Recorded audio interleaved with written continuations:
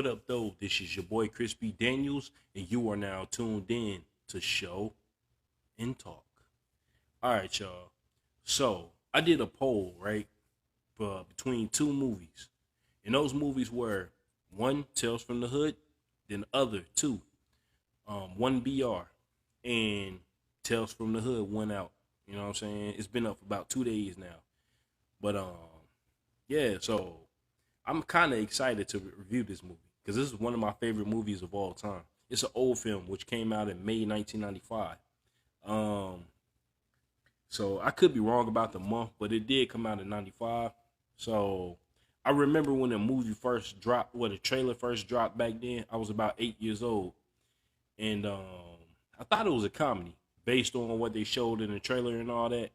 So for the longest time, I didn't see the movie for the first time until 2003, and I was on a VHS tape.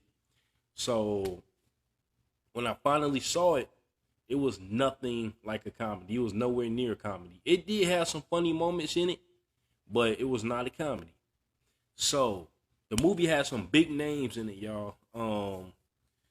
Spike Lee, I believe he either produced it or directed. You know what I'm saying? I'm not sure which one. I forgot. I know it stars Rusty Cundiff. You know what I mean? He was also in a movie called Sprung with Joe Torre. But yeah, I believe he wrote the film. You know what I'm saying? So now, in the beginning of the movie, right? So these three supposed teenagers. That's what it says in the synopsis. But I don't think they're teenagers. But they pull up to this mortuary, and the three actors basically are Samuel Monroe Jr. That's the dude with the bandana tied around his head, the bald-headed nigga that was in Menace to Society, Don't Be a Menace, Players Club, Set It Off, and some other stuff. You know what I'm saying? Joe Torre, which was another one. You know what I'm saying? He was in Poetic Justice. He was in House Party 3, and some other shit. And like I said, that movie Sprung. And it had your boy, what's his name? DeAndre Bonds. Now, I really haven't seen him in many films. I know he's in, quite a few, but I seen him in a couple. And the only other film that I really, really recognized him from was a movie called Dope. Now, that shit was pretty ill, you know what I'm saying? That movie was all right.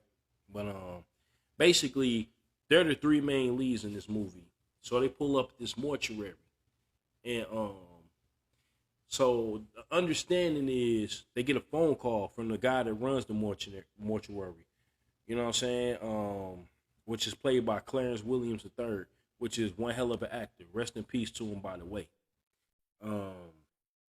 When he opens the door, you know what I'm saying? It's funny because, you know what I'm saying, they're caught off guard. And then Joe Torre's character, he runs off. And, you know what I'm saying, he gets hit. Like his head hits something on the porch and he falls out. I guess he gets knocked out by accident. The shit is funny, yo. Because he's kind of shook, of mortuaries and dead people and shit like that. So when they get in, I'm just going to call them by their real names, y'all, because you really don't hear them speak their names in the movie a lot, except for Bulldog, which is played by Samuel Monroe Jr. So when they're basically sitting there, trying to ask him, where's the shit? And they keep referring to it as the shit, you know what I mean? Which is, in other words, the drugs he found. He said he found them in the alley. And he's going to, you know what I'm saying? Like, he's taking forever, but he says, you're going to get the shit eventually. You got the money.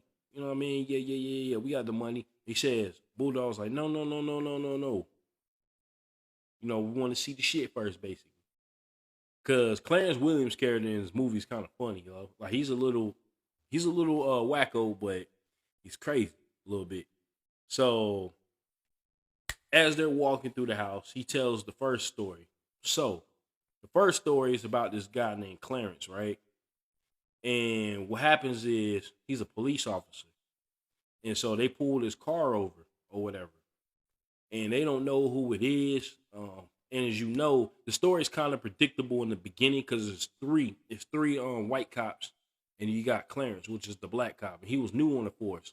So what happens is they start harassing this guy. They tell Clarence to go back to the car, look up the license plate to see if the car was stolen or whatever, whatever. He comes to find out it's a man named Martin Morehouse. He's an activist and what I'm saying, an activist or whatever, and he's trying to pretty much get every single crooked cop off the streets. You know what I mean? So while he's doing that, the other three cops is harassing this guy. So they say something, you know what I mean? Well, he says something about, basically he don't have anything against good cops, but he want to see them motherfuckers go down. So one of the cops throw his head through the window and he turns around and punches him. So they start beating him with nightsticks and all that. And then just straight up whooping his ass. Like, that shit is crazy, y'all. If you never seen a movie and if you ain't got the stomach for it, it's kind of hard to watch, honestly. So after that happens, Clarence gets out of the police car, runs back over, and tells them who that man is, right? So they sitting there acting like this man needs to go to a hospital after they just fucked him up like that. And when I first saw the movie, I ain't even gonna lie, that shit pissed me off a little bit. Especially the officer, what's his name, Strong? Yo, his ass deserved what he got. You know what I mean?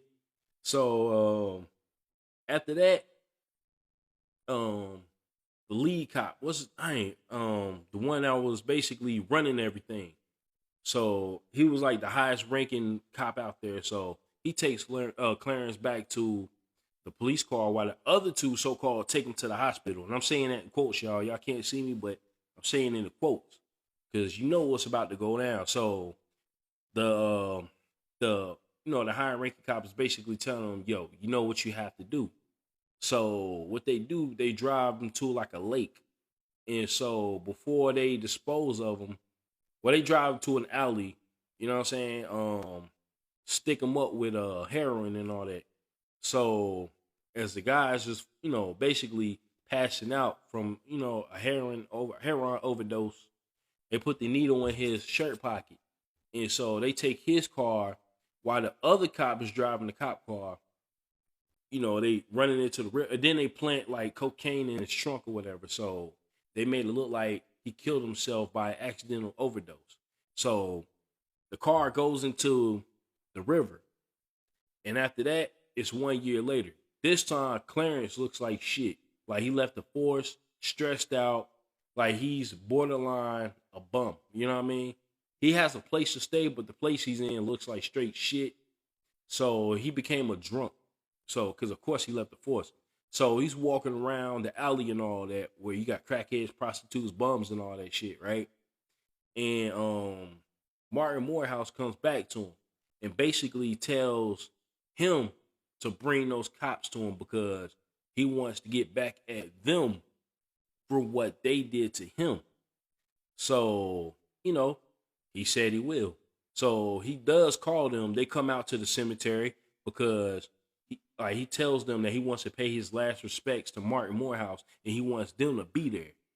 So, of course, we know it's a setup, but the cops don't. So they go out there to his grave, or whatever, right? And the disrespect gets even worse. When you got that bastard Strong, like he starts pissing on his grave or whatever. Like, and then you got the other two just standing there. You got the other cop. It's like a wimpy cop with the mustache and shit, right? Y'all know who I'm talking about if you've seen the movie.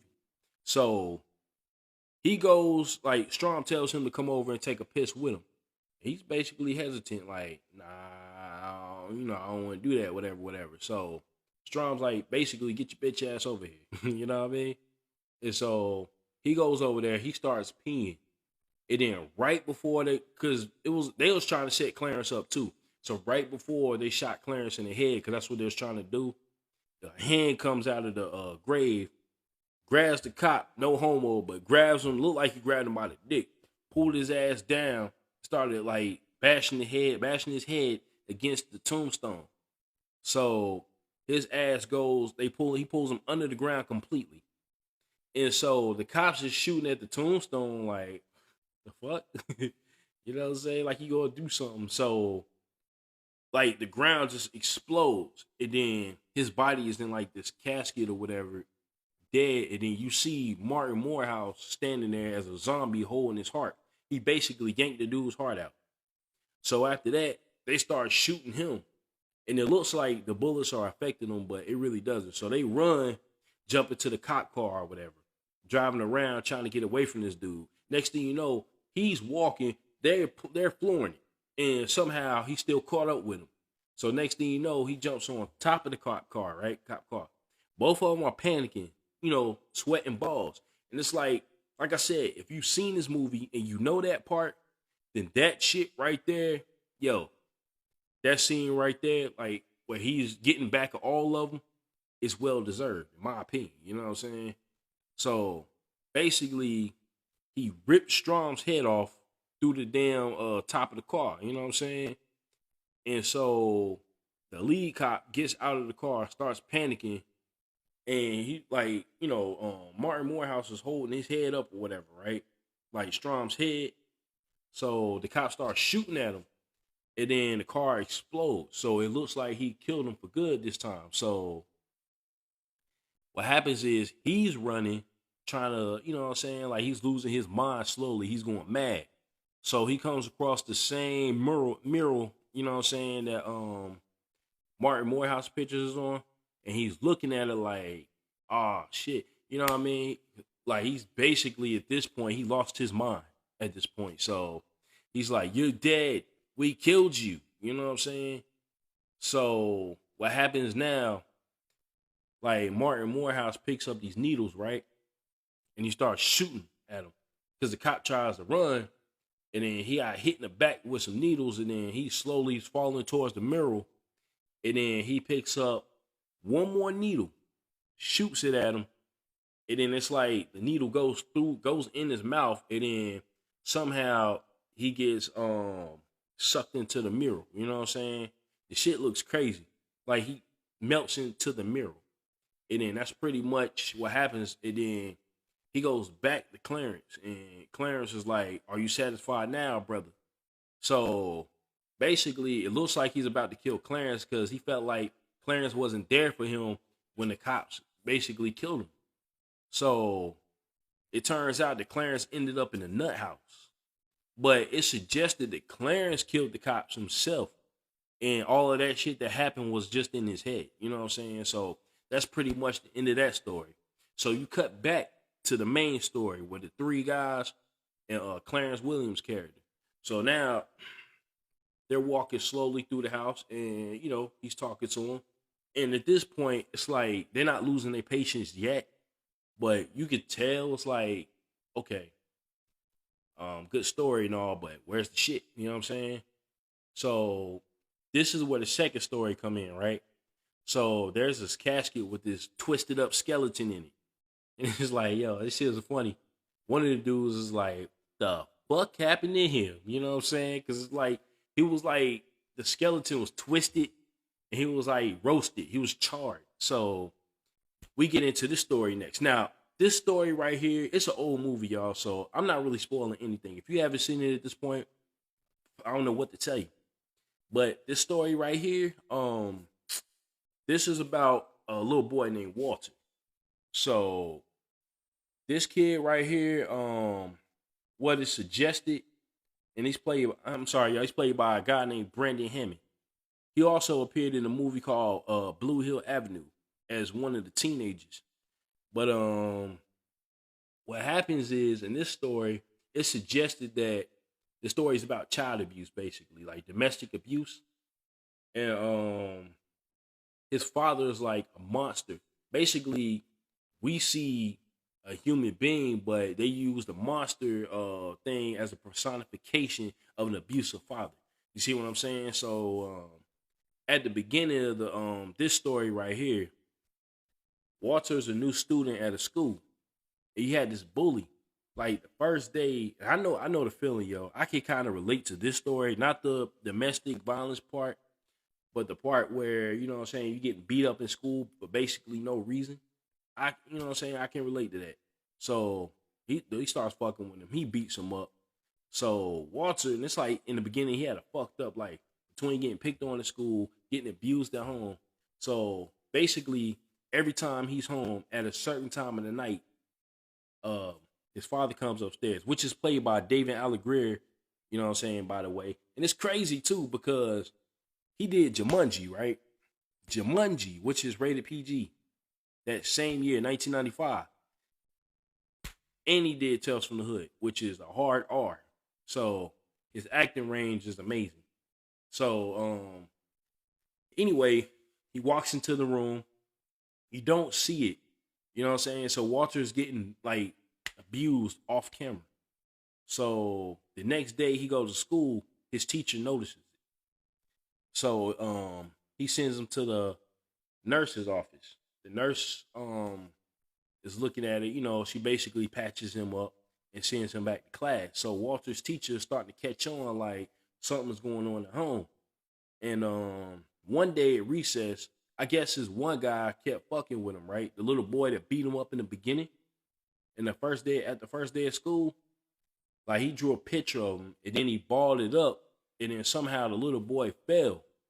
You know, the picture had something to do, like the picture is basically like some voodoo stuff. You know what I mean? So when he balled it up, he basically caused the little boy like an injury, like a major injury where he broke every bone in his body just by falling.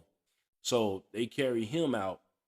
And this is the thing I didn't understand, y'all. Like, I know it's a movie and everything, and they gotta try to drag it out, but it's like, if you knew you had the power to do these things, why didn't you just ball the paper up with the monster on it in the beginning? All that stuff would have been done.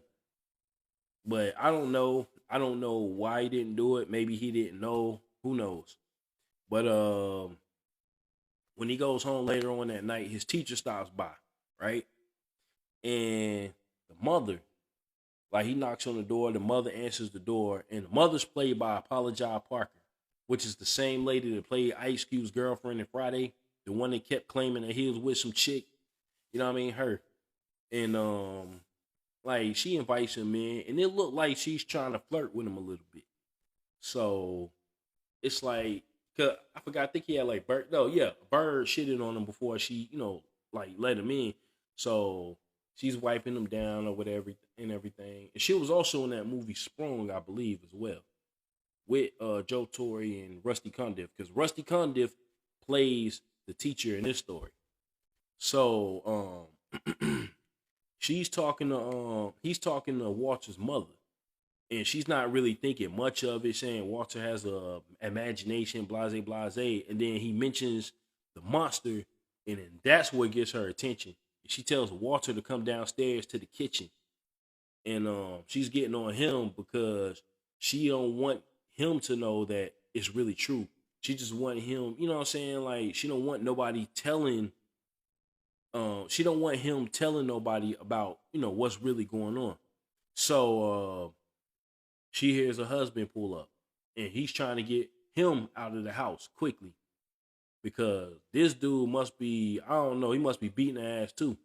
You know what I'm saying? Like, I ain't trying to be funny, but the way she was just trying to get him up out, or the way she was, you know, just telling him to be quiet or whatever, like, just don't say nothing. He walks in, Walter's sitting on the stairs observing the whole thing. So he comes to the kitchen, right? And he meets the teacher. Cause you could tell just by looking at him, he didn't want that dude in his house. So Walter's mother was trying to say, you know, downplay the whole thing by saying, oh, he was just leaving. But then the teacher jumps in and was like, nah, I gotta talk to you about Walter's behavior at school, about the bruises and things like that, bruises and stuff like that on his arms and everything. So he sits down with the teacher. They're talking, and he shows the teacher the picture with the monster, the paper with the monster on it that Walter drew. So he said he'll talk to him, and then he basically kicks the teacher out of the house. He goes back to his car. He's sitting there upset because he can't get any answers on what's going on.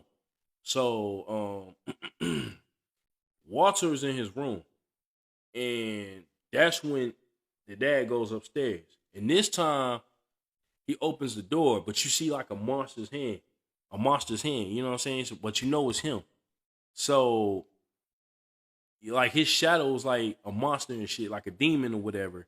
But then it's David Allegreer's character. So you know it's like basically the story is telling you about domestic violence. So he picks him up, and then the mother tries to intervene or whatever. And he turns around, basically beats her ass, and then he starts wailing on Walter and stuff like that. So Walter runs downstairs. The mother, I guess she's still injured, so he tries to get away from the monster, then or his dad, and then his dad grabs him and starts, you know what I'm saying, wailing on him again. He punched him in the face and everything, and then the mother comes downstairs, and then he starts beating her down too. Like this was pretty like gruesome. You know what I'm saying? Not like gory or nothing like that, but it's gruesome considered, you know what I'm saying, considering the like the content, you know what I mean? Mother and the son being abused.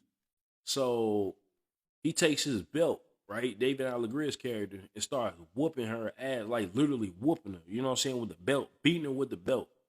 And then she gets up, tries to hit him with a frying pan. He turns around, punches her again. Teacher comes through the door. Like teacher runs up because he sees what's going on. He can hear it. So he's running back to the front door, and apologize Parker, you know, his mother, Walter's mother, lets him in. He runs in the house. He tries to, you know, diffuse the whole situation. But then, you know, David Allegria, if you listen to, it's not funny, but it kind of is. He said, motherfucker, what'd he say? Motherfucker, this is my house or some shit. Then they start fighting. The teacher gets his ass whooped. So the only thing that stops him is when Walter picks up that paper, because I guess obviously he thought about what happened to the kid earlier when he balled up the paper. So he balled up one side, and his because he was about to hit his mother with the frying pan to finish her off. So his arm bends back. You know what I mean? Like it bends back, it contorts in a certain way. And then he bends it another way, then that's when his leg folds back. And he falls to the floor and he starts twisting the paper, and then you can see like his whole body is like twisted up. And then he balls it up. So now he's flat in the ground. So he says a funny line, David Allegria's character, something like, "This shit ain't over yet, bitch." You know what I mean? So, and then she steps on the paper, and you can see like blood flying out of the of his body or whatever when she steps on the paper. So that's basically what finished him. And then they just set his corpse on fire. So that explains how you saw that skeleton, twisted skeleton in the casket. So that's pretty much the end of that story right there. You know what I mean? So now they walking through the house. And yeah, so at this point now, they're starting to lose their patience a little bit. You know, Joe Torre's character. Like, so he slams the casket, and then his doll falls off one of the shelves. Because we're back at the main story now. So what Clarence Williams' character, the mortician, picks it up. You know what I mean? So I guess this triggers another story. So this time the story is also another, it's about another racist guy. This time he's running for mayor, or was it governor? No, he's running for governor, I think. So this was in the South. So now, as they're walking through the house, he's telling these guys, these three dudes, this story. So now, at the start of this story, basically, it's about a politician. Like, he's racist as hell. Everybody knows he's racist, but he tries to act like he's not, because he lives in a plantation home. So one of the dudes that worked for him is this black dude, right? He was in Poetic Justice. I think he played like the gay stylist or something like that. What else was he in? He was in a lot of shit. I think he was in Deep Cover. He was in a lot of movies from the 90s. I think he was also in Poetic Justice. I just said Poetic Justice. But he was in a lot of shit, yo. But he played his assistant or whatever, or his advisor. So he was basically telling him what to say to the public and the cameras and all that, so he wouldn't sound like, you know, racist or whatever. And what was his name? The politician, Mr. Meckert, I think, something like that. Because the guy, the older black dude that was right there when you had paparazzi and everybody there trying to talk to the politician, he walks up to him. Now, that dude was in a lot of shit too. He was in Trespass. He was in Lean on Me. He was in some stuff too, but he was basically telling him that, the dog, basically telling him that the dolls didn't want him there. And when I first saw the movie, I was kind of confused. I'm like, what dolls? So basically, after all of that is done, he gets into his limo. The racist politician gets into his limo. He pulls off. So as he's sitting there with his assistant, and then he looks down, there's this doll in the limo. So he's asking the driver, who'd you let in the limo? Where did this dog come from or whatever? And the driver basically said, I let nobody in the limo. So it was like, you don't know how that dog got into the limo. It's kind of crazy, because it's like, it's kind of predictable at the same time because, like, I kind of figured that the dog was already alive and whatnot. But now, this story is not funny, but the story is funny because it's a lot of funny moments in this shit, right? So when he gets back home, his advisor or whatever, the same guy I was telling you about from earlier, was basically speaking as him, telling him what to say. So he's walking around saying what he's saying, and then next thing you know, he falls down the stairs. Like, it looks like he just got too close to the stairs and lost his balance or whatever. So it is funny too the way he sounded on when they did the playback on the Betamax tape or the VHS or whatever the hell that was, on the video. So when he played it back, when the racist politician played it back, right, you can see him falling down the stairs. But then he looks down, he'll stop, he pauses it, and the same dog that was in his limo was right there, like right there next to the stairs. So he's just like, yo, this guy just basically died for no reason, but because he was associated with him, that dog said, yo, his ass got to go too. So later on that night, well, after the funeral, he goes back home. And he's home alone. So he gets a knock at the door. He opens it up, you know what I'm saying, thinking it's one of his cabinet or whatever. So it's not. Come to find out it's the dog. And this is where the funny moments come in, yo. I know this story is supposed to be serious and it does have a message, but it's funny because he's getting fucked with by a dog. So he goes into the room, you know what I'm saying? The doll, it's like a picture with all these dolls, and you got this old lady in a rocking chair holding the doll that's fucking with him, but the doll is gone because it's like a white patch right there. So you can tell it jumped out of the picture. So he's walking around looking for this doll. He winds up catching the doll. He ties it up. He shoots it like 2-3 times. And then he goes back into his house, but somehow the doll got down. And he ends up back in the house, right? So this dude is feeling good or whatever, walks back into the room where the painting was. More dolls are missing. So it's like there's more white spots in the painting where those dolls used to be. It was more. Not all, but more. So now they're messing with him.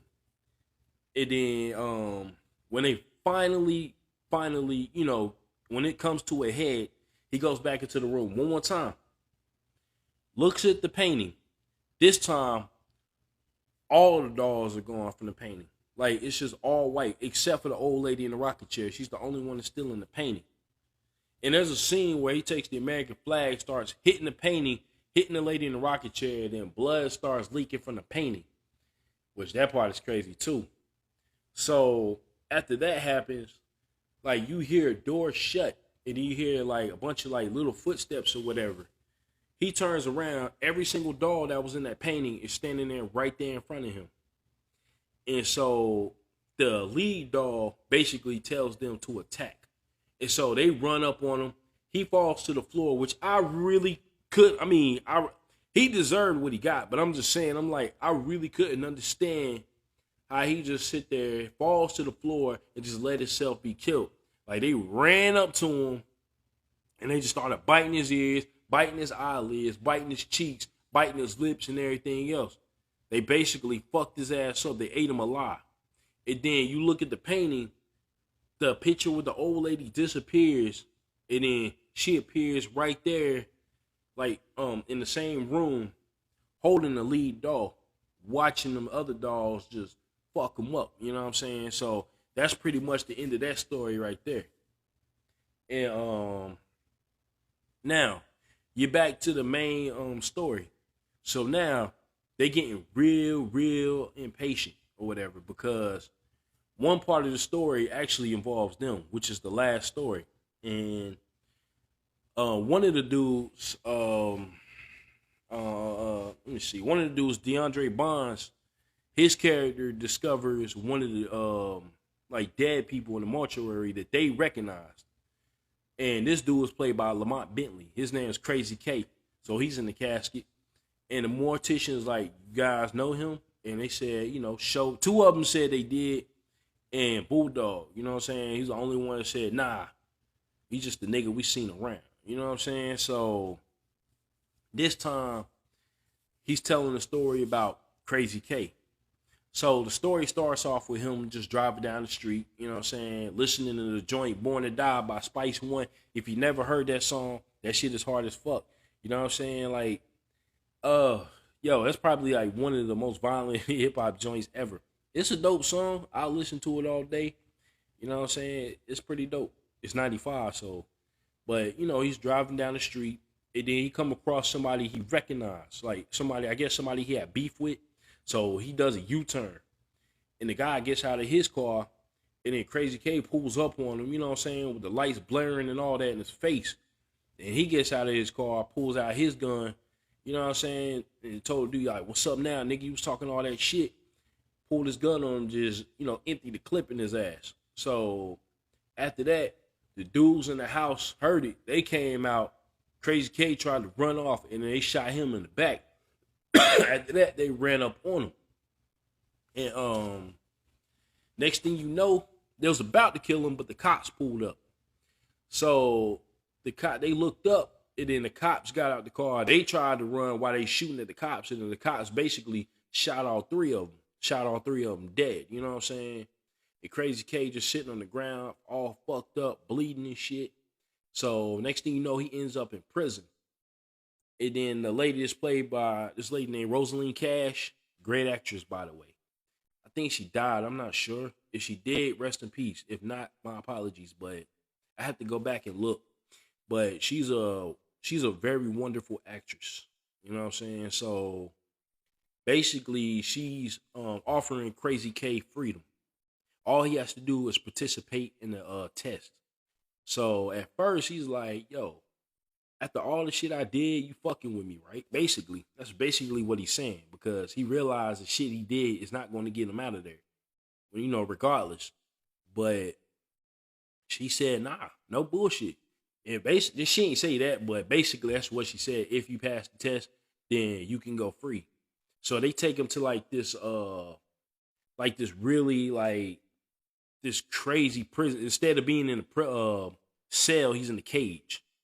And he's like put next to this racist white dude who had like these tattoos and shit all over him about nigga killer and shit like that. And then he's basically telling Crazy K it's gonna be a race war. All the niggas on the earth will be killed except for the few that helped. Basically the coons. You know what I'm saying? But Crazy K is looking at this nigga like, what? And then he basically asks him, does he want to be spared? So Crazy K punches him in the face. You know what I mean? And then it's like, I hate to say it, but the dude had a point with what he said. He said, all those people you killed, what color were they? He said they were niggas. I mean, I can't argue with that. It's a fucked up thing to agree with. I get it. But that's what happened. You know what I'm saying? Like, he only killed his brothers. You know what I'm saying? So the dude spits blood in the air and starts licking it and shit. Like, I don't know. That shit was crazy. Yo. That shit caught me off guard the first time I seen the movie. But anyway, they take him to this room, right? And they hook him up to like this machine. Well, first they shave his head and shit. Now, I didn't know, like when I first saw this movie, I was surprised to see Lamont Bentley. Because if you ever watched Moesha, like he has this personality, like this playful personality, whatever, Hakeem. And it's like watching, because Moesha came out after this movie. So it was like going back watching Tales from the Hood. they say that's how Lamont Bentley really was. Not like that hard, but you know what I'm saying? He was somewhat like that. You know what I mean? Rest in peace to him too. So they strap him to this machine, right? And they shave his head and all that. And that shit looks painful. But before that, there was a scene as it was taking him into this room. He looks over and you see like these dead bodies hanging like upside down. They were all women and shit. So that was crazy too. So when they hooked him up to this machine, they put like these goggles over him or whatever, right? So the machine starts spinning real fast with him in it. And then that's when they play the song again, Born to Die by Spice One. Do you see like all these images where the KKK was hanging motherfuckers, like hanging people, man. Like it was some crazy shit. Then you had like these gangsters or whatever shooting at each other. Like it was a lot of violent stuff, man. Like lot of violent imagery. But like I said, if you don't have the stomach for it, don't watch it. But yeah, man, these people were savages back in the day, man. Like watching like our brothers and sisters be hung and shit. Like you see all those crazy fucked up images. So after that, they put him in this like this sensory chamber. You know what I'm saying? And let me see. Like he's in a complete darkness, right? And then out of nowhere, like these people start showing up that he killed. So he's talking to him or whatever, right? And he's basically coming up with every excuse possible as to why he did what he did.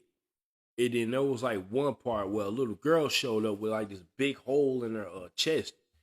And then she's like, I got shot by your bullet and I didn't do anything. He basically said you was just in the wrong place at the wrong time. The bullet came through her wall.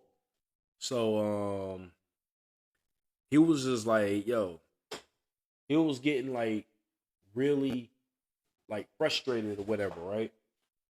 And because all these people kept showing up and they was talking, like everybody was like just talking to him at the same time. And he basically said, shut up, shut the fuck up. You know what I'm saying? He was getting pissed. So out of nowhere, they let his restraints, like they loosened the restraints, so he was free and he got up, grabbed one of the like girls by her throat. You know what I'm saying? One of the ones that tied him up to the machine or whatever. And he threatened to snap her neck. And then the lady, Rosalind Cash character, was talking to him, basically pleading with him, don't do it. So he was like, yo, basically he didn't give a fuck. So I believe that whole thing was just a test to see, you know, where he wanted to go, because when he kept saying he didn't give a fuck, he ended up back on the streets, on the ground, the same condition he was in when he got shot in the back and all that. So the three dudes that was standing over him eventually just shot him and killed him. Like all that stuff that happened before, where the cops showed up and everything, like all that stuff like didn't happen. So he ended up dead. Lamont Bentley's character ended up dead, and the three dudes that shot him turned out to be the three dudes that was in the mortuary. You know what I'm saying? In the main story. So after that, it goes back to those three, right? So this is when Bulldog is really starting to lose his patience. So he pistol whipped the mortuary, right? The mortician. And so mortician finally agrees to take them down to the basement to where the drugs are. So when they get down there, it's these three caskets. And so all three of them run over to each casket thinking that they about to score something huge, you know what I'm saying? And so when they open their caskets, it turns out it's them dead in each casket. So they start tripping. And then the mortician tells them basically, after you killed Crazy K, his homeboys killed you. So basically, they didn't make it. It turns out that, and I'm about to just give y'all the ending right now, because this is basically the end. It turns out the whole time they was in hell. And then, what happens, like the mortician, his clothes disappear and everything, right? And he grows horns and all that. So he's the devil himself. and then the mortuary itself turns into hell. And then they're basically just like burning for eternity. So that's pretty much the end of that movie. And that's one, like I said, it's one of my favorite movies of all time, man. If you haven't seen it, you gotta check it out. Tales from the Hood. And believe it or not, I do know a couple people who has never seen it. But yeah, check that shit out. You know what I mean? The next movie we're gonna be talking about though is 1BR. That's the other movie that was on the list of the polls. One Bedroom. Tales from the Hood in that movie. But I really want to review that movie too, because that's a good ass movie. I put my boy shout outs to Rico Covington. I put him up on it. He went crazy over that movie. So you gotta check it out, yo. But yeah.